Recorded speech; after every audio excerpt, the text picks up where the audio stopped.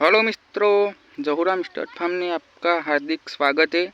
आज जहूराम stud farm में आज ये लाल मुड्डी फिली आई है। दोनों आँखों से जय मंगल है। गले में देव मन की भमरी है।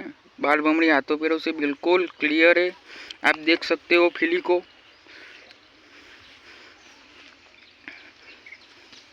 उसकी कट कंडीशन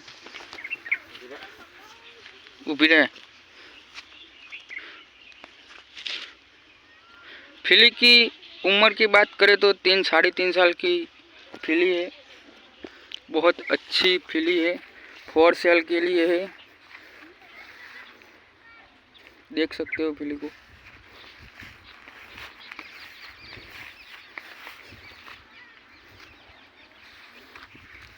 जो किसान है शौक से रखना चाहते हैं इसके लिए बहुत बढ़िया चॉइस है।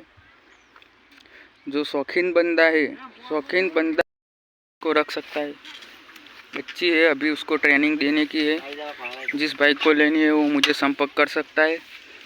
4 साल के लिए फिली के वाजिब दाम मैंने रखे 1,35,000 रुपये वाजिब दाम रखे हुए हैं।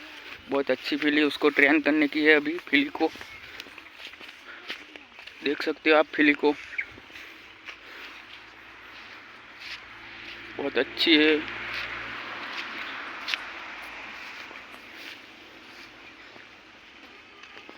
उसका पुट्ठा देख सकते हो आप। लोहे पानी में कंप्लीट है। जिस बाइक को लेना है मुझे संपर्क कर सकता है।